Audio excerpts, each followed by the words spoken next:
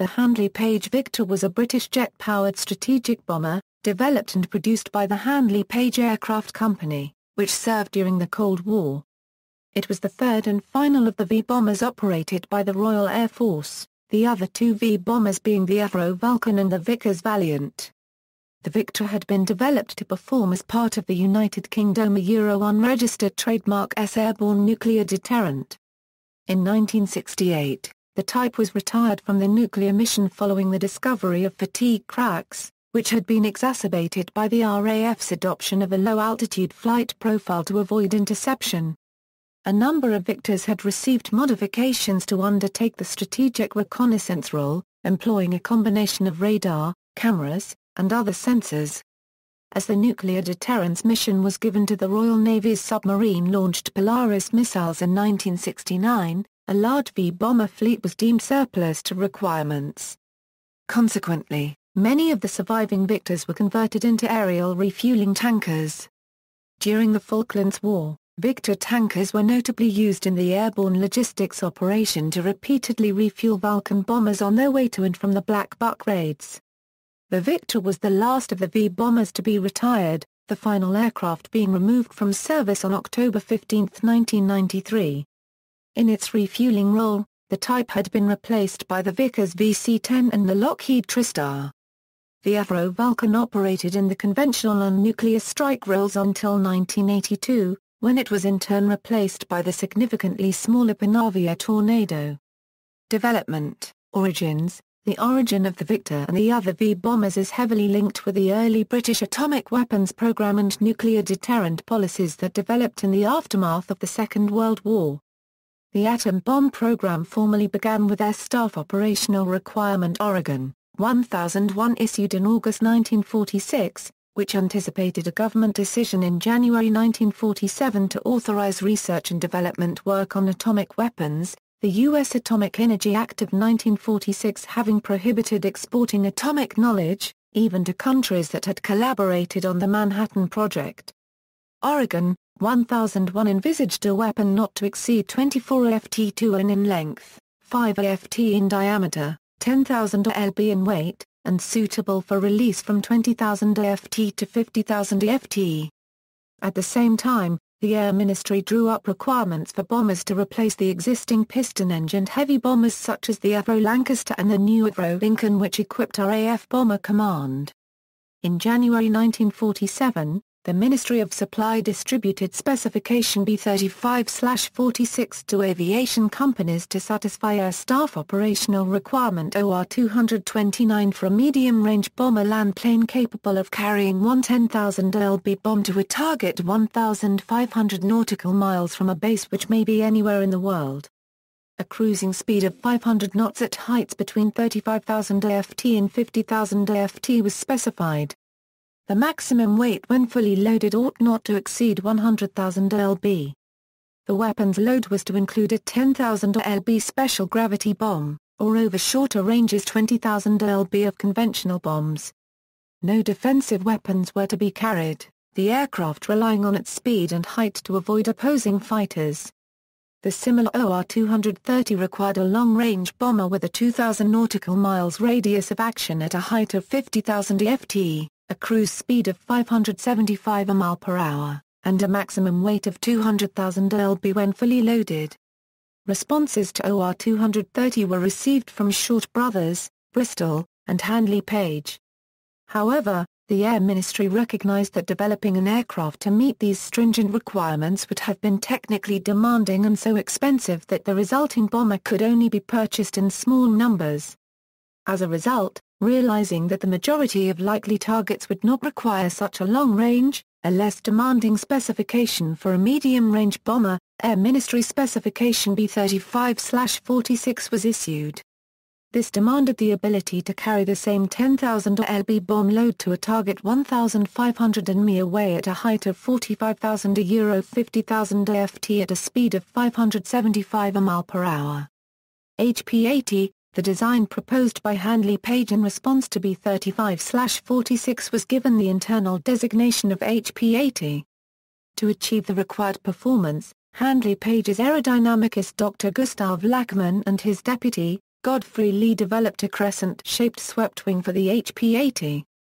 The sweep and chord of the wing decreased in 3 distinct steps from the root to the tip, to ensure a constant limiting Mach number across the entire wing and consequently a high cruise speed. Early work on the project included tailless aircraft designs, which would have used wingtip vertical surfaces instead. However, as the proposal matured, a high-mounted, full tailplane was adopted instead. The profile and shaping of the crescent wing was subject to considerable fine-tuning and alterations throughout the early development stages, particularly to counter unfavorable pitching behavior in flight.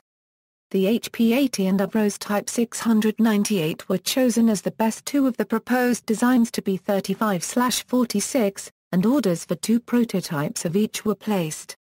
It was recognized, however, that there were many unknowns associated with both designs, and an order was also placed for Vickers' design, which became the Valiant. Although not fully meeting the requirements of the specification, the Valiant design posed little risk of failure and could therefore reach service earlier. The HP-80's crescent wing was tested on AA-scale glider, the HP-87, and a heavily modified supermarine attacker, which was given the Handley Page HP-88 designation. The HP-88 crashed on August 26, 1951 after completing only about 30 flights, and little useful data was gained during its brief 2 months of existence. By the time the HP-88 was ready, the HP-80 wing had changed such that the former was no longer representative. The design of the HP-80 had sufficiently advanced that the loss of the HP-88 had little effect on the program. 2 HP-80 prototypes, WB771 and WB775, were built. HP-80 prototype WB771 was broken down at the Handley Page factory at Radlett and transported by road to RAF Boscombe Down for its first flight.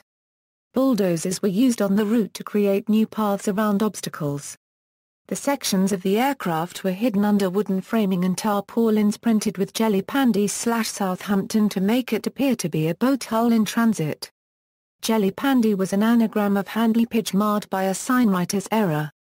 On December 24, 1952, piloted by Handley Page's chief test pilot Hedley Hazelden, WB771 made its maiden flight. The first flight lasted for a total of 17 minutes. 10 days later, the Air Ministry announced the official name of the new aircraft, Victor. The prototypes performed well. However, several design failings led to the loss of WB771 on July 14, 1954, when the tailplane detached whilst making a low-level pass over the runway at Cranfield, causing the aircraft to crash with the loss of the crew. Attached to the fin using 3 bolts, the tailplane was subject to considerably more stress than had been anticipated, and the 3 bolts failed due to metal fatigue. Additionally, the prototypes were considerably tail-heavy due to the lack of equipment in the nose.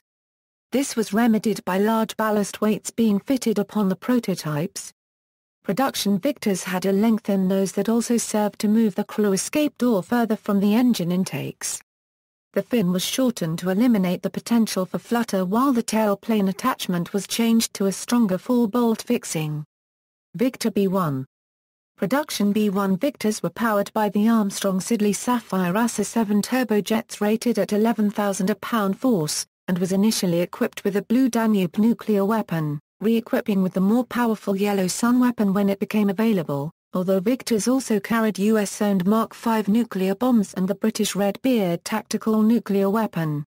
A total of 24 were upgraded to B-1A standard by the addition of red steer tail warning radar and an enlarged tail cone and a suite of radar warning receivers and electronic countermeasures from 1958 to 1960.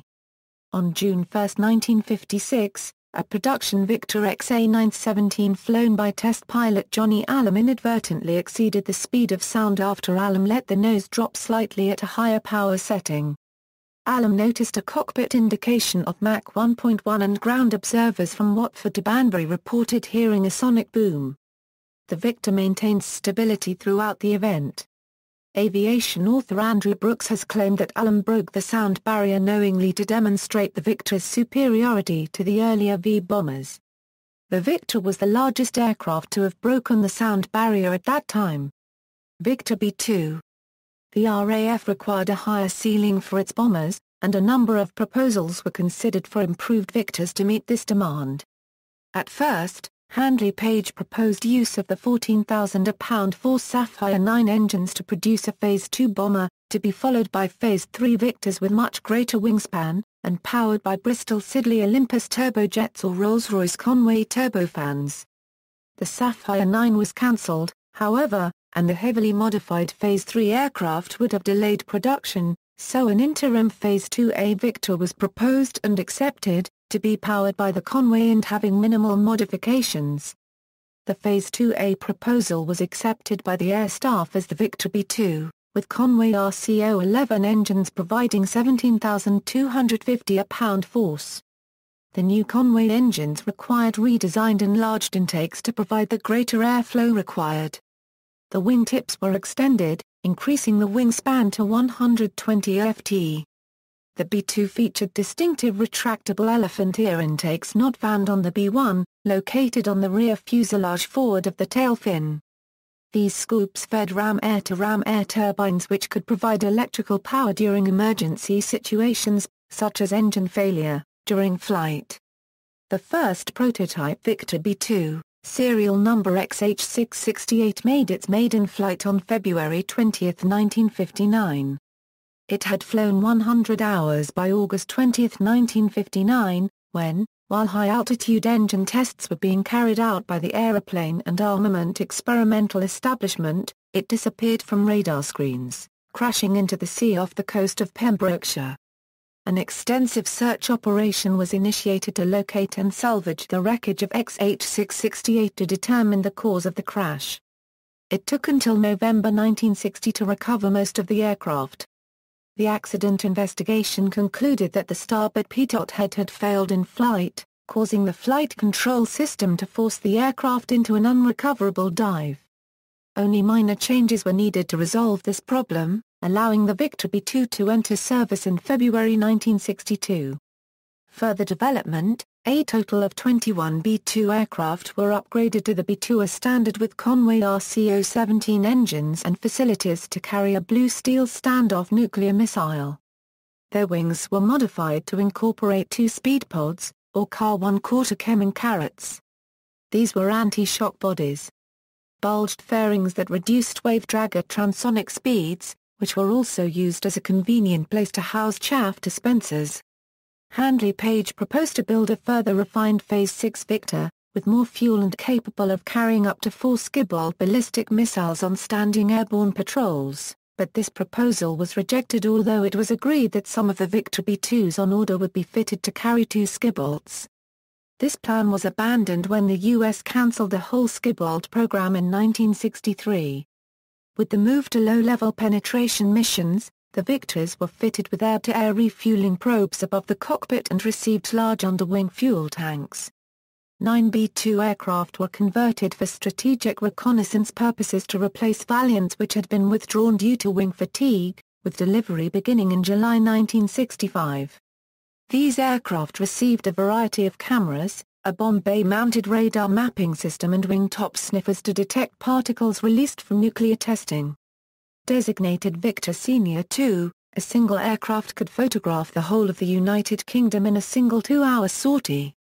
Different camera configurations could be installed in the bomb bay, including up to 4 F-49 survey cameras and up to 8 F-96 cameras could be fitted to take vertical or oblique daylight photography. Nighttime photography required the fitting of F-89 cameras. Aerial refueling conversion. The withdrawal of the Valiant fleet because of metal fatigue in December 1964 meant that the RAF had no frontline tanker aircraft, so the B-1 First A aircraft, now judged to be surplus in the strategic bomber role, were refitted for this duty. To get some tankers into service as quickly as possible, 6 B-1A aircraft were converted to K.1A standard, receiving a 2-point system with a hose and drogue carried under each wing, while the bomb bay remained available for weapons. Handley Page worked day and night to convert these 6 aircraft, with the first being delivered on April 28, 1965, and 55 Squadron becoming operational in the tanker role in August 1965. While these 6 aircraft provided a limited tanker capability suitable for refueling fighters, the Mk-20A wing hose reels could only deliver fuel at a limited rate, and were not suitable for refueling bombers. Work therefore continued to produce a definitive 3-point tanker conversion of the Victor Mk-1.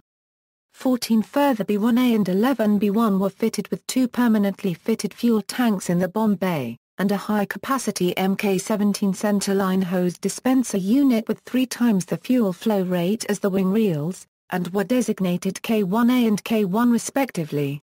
The remaining B-2 aircraft were not as suited to the low-level mission profile that the RAF had adopted for carrying out strategic bombing missions as the Vulcan with its strong delta wing. This, combined with a switch of the nuclear deterrent from the RAF to the Royal Navy, meant that the Victor were considered to be surplus to requirements. Hence, 24 B-2 were modified to K-2 standard. Similar to the K-1 First A conversions, the wing was trimmed to reduce stress and the bomb aimer's nose glazing was plated over. During 1982, the glazing was reintroduced on some aircraft, the former nose bomb aimer's position having been used to mount F-95 cameras in order to perform reconnaissance missions during the Falklands War. The K-2 could carry 91,000 lb of fuel. It served in the tanker role until withdrawn in October 1993. Design overview. The Victor was a futuristic-looking, streamlined aircraft, with 4 turbojet engines buried in the thick wing roots. Distinguishing features of the Victor were its highly swept T-tail with considerable dihedral on the tail planes, and a prominent chin bulge that contained the targeting radar, cockpit, nose landing gear unit and an auxiliary bomb aimer's position. It was originally required by the specification that the whole nose section could be detached at high altitudes to act as an escape pod, but the Air Ministry abandoned this demand in 1950. The Victor had a 5-man crew, comprising the 2 pilots seated side by side and 3 rearward-facing crew, these being the navigator-plotter, the navigator-radar operator, and the air electronics officer. Unlike the Vulcan and Valiant, the Victor's pilots sat at the same level as the rest of the crew, thanks to a larger pressurized compartment that extended all the way to the nose. As with the other V-bombers, only the pilots were provided with ejection seats. The 3 systems operators relying on explosive cushions inflated by a CO2 bottle that would help them from their seats and towards a traditional bailout in the event of high G loading, but despite this, escape for the 3 back-seaters was extremely difficult. While assigned to the nuclear delivery role, the Victor was finished in an all-over anti-flash white color scheme, designed to protect the aircraft against the damaging effects of a nuclear detonation. The white color scheme was intended to reflect heat away from the aircraft. Paler variations of RAF's roundels were also applied for this same reason. When the V-bombers were assigned to the low-level approach profile in the 1960s, the Victors were soon repainted in green-gray tactical camouflage to reduce visibility to ground observation. The same scheme was applied to subsequently converted tanker aircraft. Armaments and equipment. The Victor's bomb bay was much larger than that of the Valiant and Vulcan, which allowed heavier weapon loads to be carried at the cost of range. As an alternative to the single 10,000 lb nuclear bombers required by the specification, the bomb bay was designed to carry several conventional armaments, including a single 22,000 lb Grand Slam or 2 12,000 lb tallboy earthquake bombs, up to 48 1,000 lb bombs or 39 2,000 lb sea mines. One proposed addition to the Victor were underwing panniers capable of carrying a further 28 1,000 lb bombs to supplement the main bomb bay, however these were not pursued. In addition to a range of free-fall nuclear bombs, later Victor B-2s operated as missile carriers for standoff nuclear missiles such as Blue Steel. It had been intended for the American Skibbolt missile to be introduced, however development of Skibbolt was cancelled. Target information for Blue Steel could be input during flight, as well in advance of the mission. It was reported that, with intensive work, a B-2 missile carrier could revert to carrying free-fall nuclear weapons or conventional munitions within 30 hours. Like its sibling V-bombers, the Victor made use of the navigational and bombing system. A little-used optical sight had also been installed upon early aircraft, For navigation and bomb aiming purposes, the Victor employed numerous radar systems. These included the H-2S radar, the first airborne ground scanning radar, and the Green Saturn radar. Radar information was inputted into the onboard electromechanical analog bomb aiming apparatus. Some of the navigation and targeting equipment was either directly descended from, or shared concepts with, those used on Handley Page's preceding Halifax bomber. Operationally, the accuracy of the bomb aiming system proved to be confined to roughly 400 yards, which was deemed sufficient for high-level nuclear strike operations. Avionics and Systems, the Victor had fully duplicated powered controls. Many of the flight controls and flight surfaces were designed with redundancies. Pilot control movements were transmitted via a low-friction mechanical system. This setup was developed to provide, amongst other capabilities, a level of artificial feel to the pilot. 8 separated hydraulic circuits were present on the aircraft, which comprised the alighting gear, flaps, nose flaps, air brakes, bomb doors, wheel brakes, nose wheel steering, and the ram air turbine scoops. An AC electrical system and auxiliary power unit were significant additions upon the later Victor B-2, electrical reliability being noticeably improved. To evade enemy detection and interception efforts, the Victor was outfitted with an extensive electronic countermeasures suite which were operated by the air electronics officer, who had primary responsibility for the aircraft's electronics and communication systems. The ECM equipment could be employed to disrupt effective use of both active and passive radar in the vicinity of the aircraft, and to provide situational awareness for the crew. Enemy communications could also be jammed, and radar-guided missiles of the era were also reportedly rendered ineffective. The Victor B-2 featured an extended area located around the base of the tail fin which contained cooling systems and some of the ECM equipment. Some of the ECM equipment which initially saw use on the Victor, such as the original chaff dispenser and orange pucker tail warning radar, had been developed for the earlier English electric Canberra bomber and were already considered to be near obsolete by the time the Victor had entered service. Significant improvements and alterations would be made to the avionics and ECM suites, as effective ECMs had been deemed critical to the Victor's role. For example, the introduction of the more capable red steer tail warning radar. The introduction of the Victor B-2 was accompanied by several new ECM systems, including a passive radar warning receiver, a metric radar jammer and communications jamming equipment. Streamlined fairings on the trailing edges of the wings that could house large quantities of defensive chaff flares were also new additions.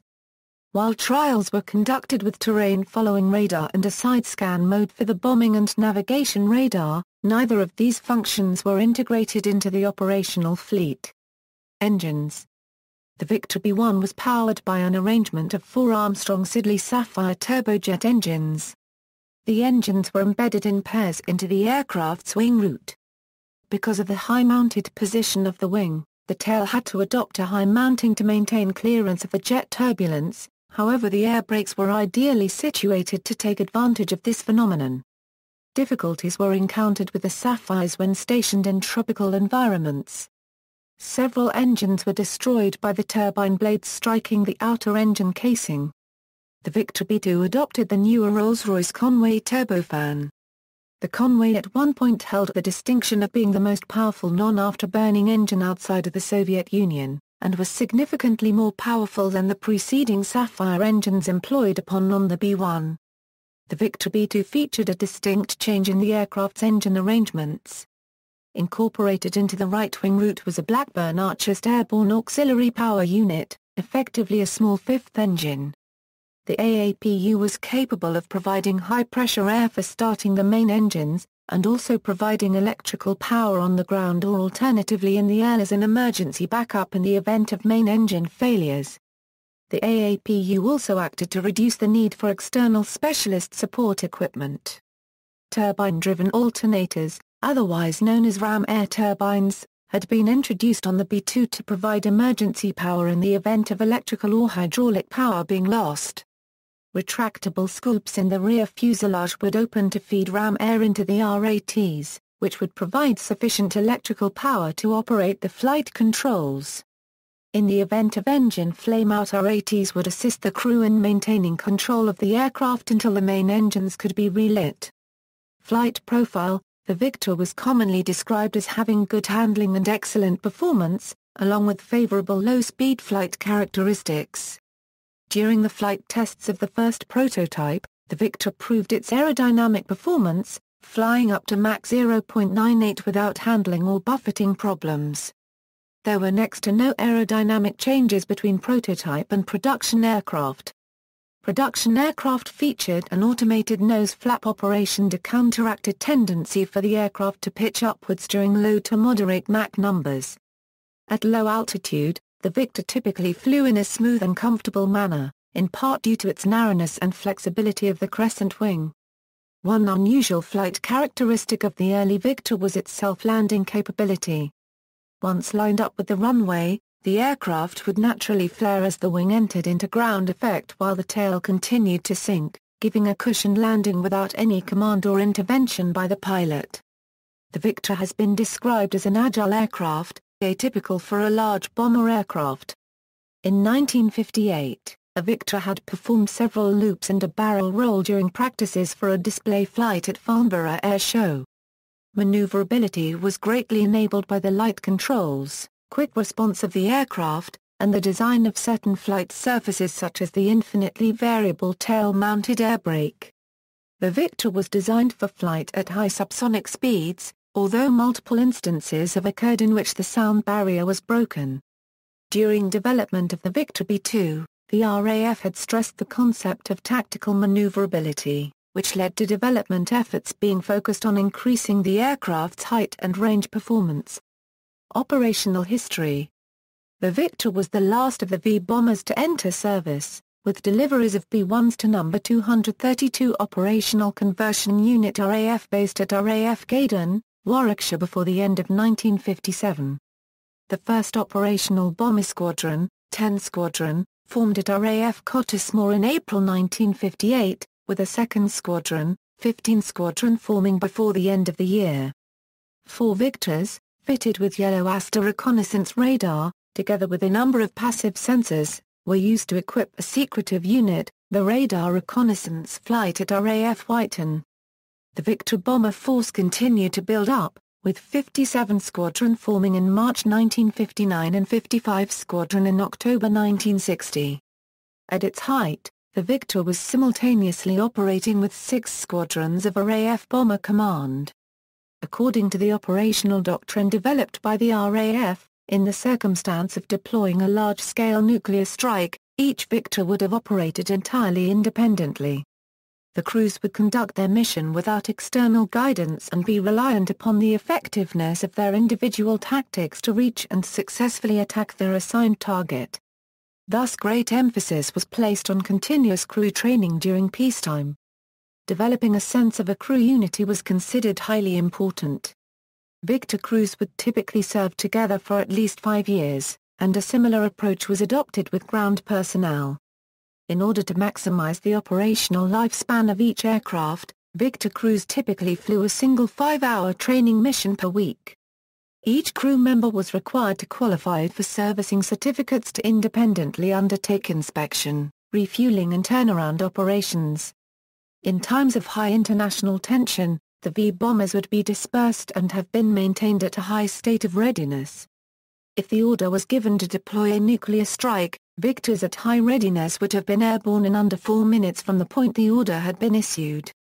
British intelligence had estimated that the Soviets' radar network was capable of detecting the Victor at up to 200 miles away, so to avoid interception, the Victor would follow carefully pre-planned routes to exploit weaknesses in the Soviet detection network. This tactic was employed in conjunction with the Victor's extensive onboard electronic countermeasures to increase the chances of evasion. Whilst originally the Victor would have maintained high-altitude flight throughout a nuclear strike mission, rapid advances of the Soviet anti-aircraft warfare capabilities led to this tactic being abandoned. A low-level high-speed approach supported by increasingly sophisticated ECMs was adopted in its place. The improved Victor B-2 started to be delivered in 1961, with the first B-2 Squadron, 139 Squadron forming in February 1962. and a second, 100 Squadron in May 1962. These were the only two bomber squadrons to form on the B-2, as the last 28 Victors on order were cancelled. The prospect of skibbold ballistic missiles, with which each V-bomber could strike at two separate targets, meant that fewer bombers would be needed, while the government were unhappy with Sir Frederick Handley Page's resistance to their pressure to merge his company with competitors. While skibbold's development would be terminated, Victor B-2s were retrofitted as carrier aircraft for the Blue Steel standoff nuclear missile. The introduction of standoff weapons and the switch to low-level flight in order to evade radar detection was said to be decisive factors in the successful penetration of enemy territory. In 1964–1965, a series of detachments of Victor B-1s was deployed to RAF Tengah, Singapore as a deterrent against Indonesia during the Borneo conflict, the detachments fulfilling a strategic deterrent role as part of Far East Air Force, while also giving valuable training in low-level flight and visual bombing. In September 1964, with the confrontation with Indonesia reaching a peak, the detachment of 4 Victors was prepared for rapid dispersal, with 2 aircraft loaded with live conventional bombs and held on 1-hour readiness, ready to fly operational sorties. However, they were never required to fly combat missions and the high readiness alert finished at the end of the month. Following the discovery of fatigue cracks, developing due to their low-altitude usage, the B-2 strategic bombers were retired and placed in storage by the end of 1968. The RAF had experienced intense demand upon its existing aerial refueling tanker fleet, and its existing fleet of Victor B-1 tankers that had been converted earlier were due to be retired in the 1970s, thus it was decided that the stored Victor B-2s would be converted to tankers also. Handley Page prepared a modification scheme that would see the Victors fitted with tip tanks, the structure modified to limit further fatigue cracking in the wings, and ejection seats provided for all 6 crew members. The Ministry of Defense delayed signing the order for conversion of the B-2s until after Handley Page went into liquidation. The contract for conversion was instead awarded to Hawker Siddeley, who produced a much simpler conversion than that planned by Handley Page, with the wingspan shortened to reduce wing bending stress and hence extend airframe life. While the Victor was never permanently based with any units stationed overseas, temporary deployments were frequently conducted, often in a ceremonial capacity or to participate in training exercises and competitions. Victor squadrons were dispatched on several extended deployments to the Far East, and short-term deployments to Canada were also conducted for training purposes. At one point during the early 1960s, South Africa showed considerable interest in the acquisition of several bomber-configured Victors. However, ultimately the Victor would not serve with any other operator other than the RAF. Several of the Victor B-2s had been converted for strategic reconnaissance mission following the retirement of the Valiant in this capacity. In service, this type was primarily used in surveillance of the Atlantic and Mediterranean seas, capable of surveying 400,000 square miles in an 8-hour mission. They were also used to sample the fallout from French nuclear tests conducted in the South Pacific. Originally, reconnaissance Victors were equipped for visual reconnaissance. However, it was found to be cheaper to assign Canberra light bombers to this duty, and as such the cameras were removed in 1970. Subsequently, radar-based reconnaissance was emphasized in the type's role. The reconnaissance Victors remained in use until 1974 when they followed the standard bombers into the tanker conversion line. A handful of modified Avro Vulcans assumed the maritime radar reconnaissance role in their place. 2 of the V-bombers, the Victor and the Vulcan, played a high-profile role during the 1982 Falklands War. In order to cross the vast distance of the Atlantic Ocean, a single Vulcan required refueling multiple times from Victor tankers. A total of 3 bombing missions were flown against Argentine forces deployed to the Falklands, with approximately 1.1 million a gallon of fuel consumed in each mission. At the time, these missions held the record for the world's longest-distance bombing raids. The deployment of other assets to the theater, such as the Hawker Siddeley Nimrod and Lockheed Hercules, required the support of the Victor tanker fleet, which had been temporarily relocated to RAF Ascension Island for the campaign. The Victor also undertook multiple reconnaissance missions of the South Atlantic. These missions provided valuable intelligence for the retaking of South Georgia by British forces. Following the invasion of Kuwait by neighboring Iraq in 1991, a total of 8 Victor K-2s were deployed to Bahrain to provide in-flight refueling support to RAF and other coalition aircraft during the subsequent 1991 Gulf War. RAF strike aircraft such as the Panavia Tornado would frequently make use of the tanker to refuel prior to launching cross-border strikes inside of Iraq.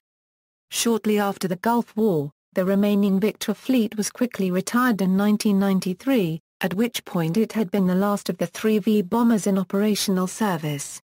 Retiring 9 years after the last Vulcan, although the Vulcan had survived longer in its original role as a bomber. Variants: HP-80, prototype, 2 aircraft built. Victor B-1, strategic bomber aircraft, 50 built. Victor B-1A, strategic bomber aircraft, B-1 updated with red steer tail warning radar and ECM suite, 24 converted. Victor B-1A, 2-point in-flight refueling tanker retaining bomber capability, 6 converted. Victor BK-1, 3-point in-flight refueling tanker, 11 converted. Victor BK-1A, 3-point in-flight refueling tanker, 14 converted. Victor B-2, strategic bomber aircraft, 34 built. Victor B-2RS, blue steel-capable aircraft with a CO-17 Conway 201 engines, 21 converted. Victor B-SR.2, strategic reconnaissance aircraft, 9 converted. Victor K-2, in-flight refueling tanker, 24 converted from B-2 and B-SR.2. HP-96. Proposed military transport of 1950 with new fuselage carrying 85 troops. Unbuilt. HP-97, 1950 civil airliner project. Not built.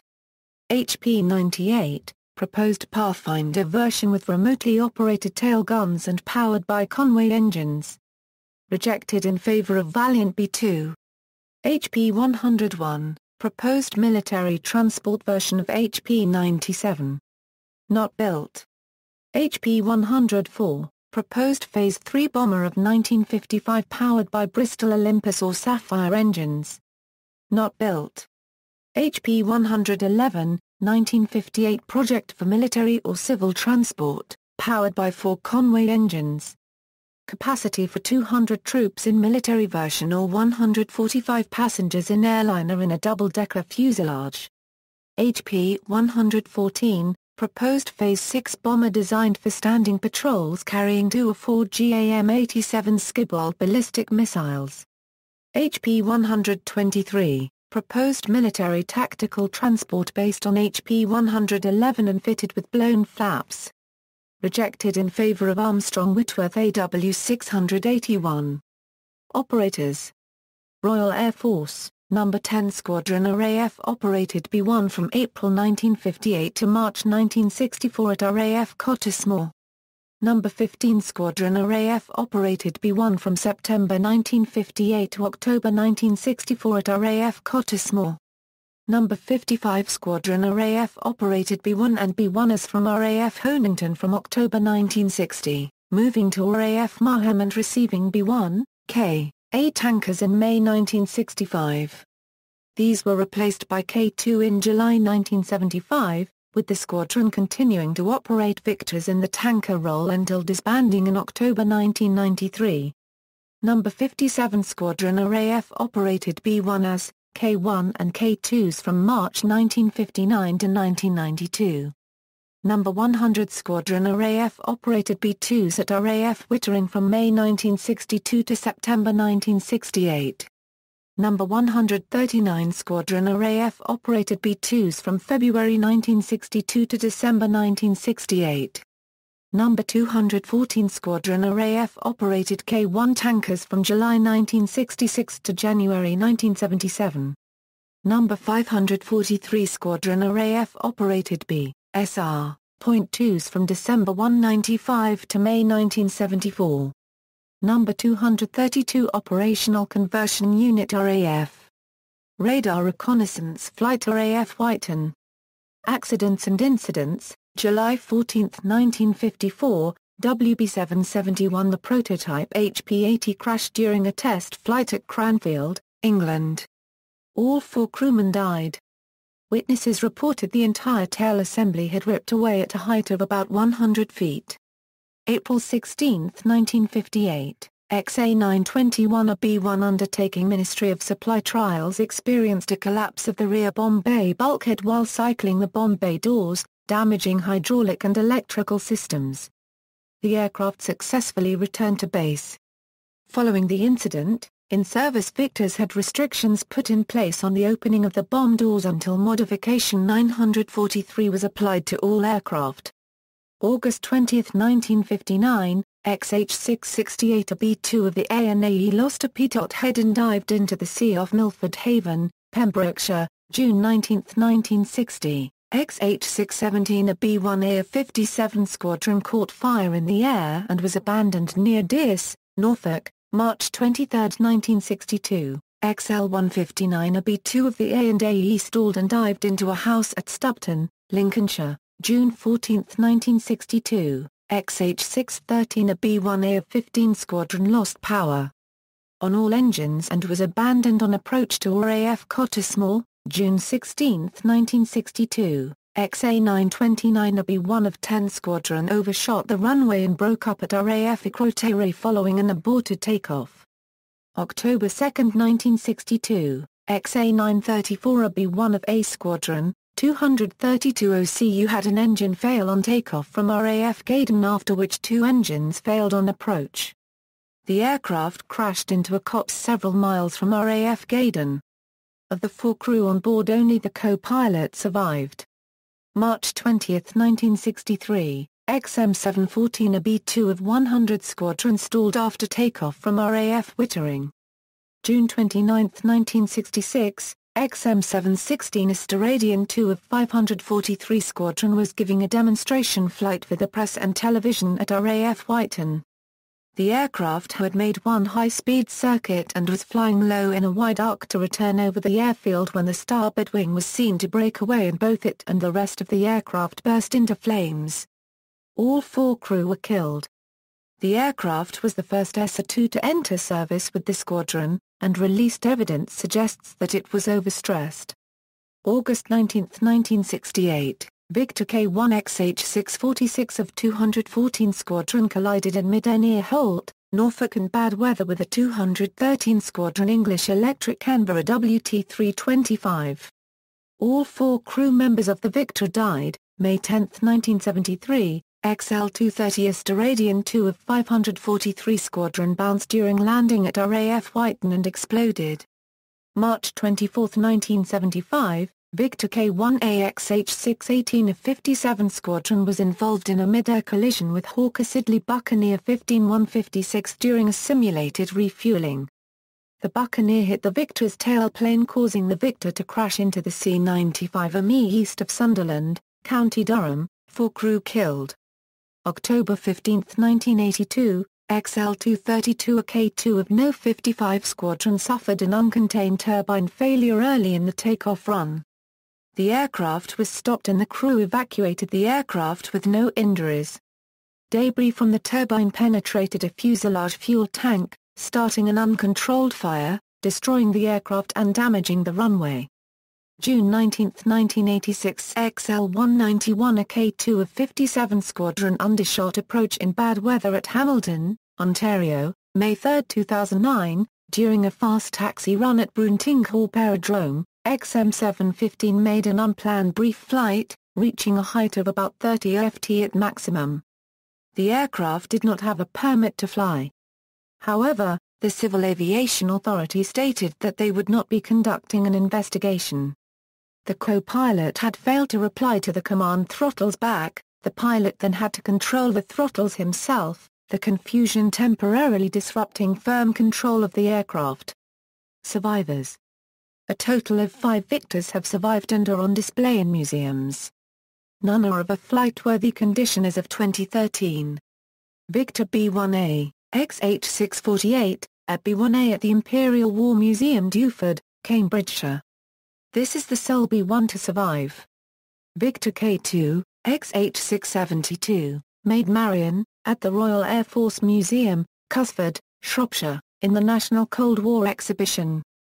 XH-673, Gate Guardian at RAF Myham, Norfolk, the Victor's last home. XL-231, Lusty Lindy, at the Yorkshire Air Museum, York. The prototype for the B-2 to K-2 conversion. XM-715, Tees-in Teenemgrew, at the British Aviation Heritage Centre, Bruntingthorpe, Leicestershire. Specifications. Data from Handley Page Aircraft since 1907, General characteristics, crew, 5, length, 114 ft 11 in, wingspan, 110 ft 0 in, height, 28 feet 1½ in, wing area, 2,406 square foot, empty weight, 89,030 lb, max takeoff weight, 205,000 lb, power plant, 4 Armstrong Siddeley Sapphire ASR. 7 turbojets, 11,050 pound-force each, performance, maximum speed, 627 mph at 36,000 feet, range, 6,000 miles, service ceiling, 56,000 ft, armament, up to 35 1,000 lb bombs or, 1 Yellow Sun free-fall nuclear bomb, notable appearances in media. See also, related development, Handley Page HP-88, British research aircraft, aircraft of comparable role, configuration and era, Avro Vulcan, Boeing B-47 Stratojet, Short Sparrow, 2 Polov to 16/Xian H6, Vickers Valiant, related lists, list of aircraft of the RAF, references, notes. Citations. Bibliography. External links, Victor information from Thunder and Lightnings, the Handley Page Victor at Greg Goebbels in the public domain, nuclear weapon drop methods including from a Victor, RAF Gallery of Victor Knows Art.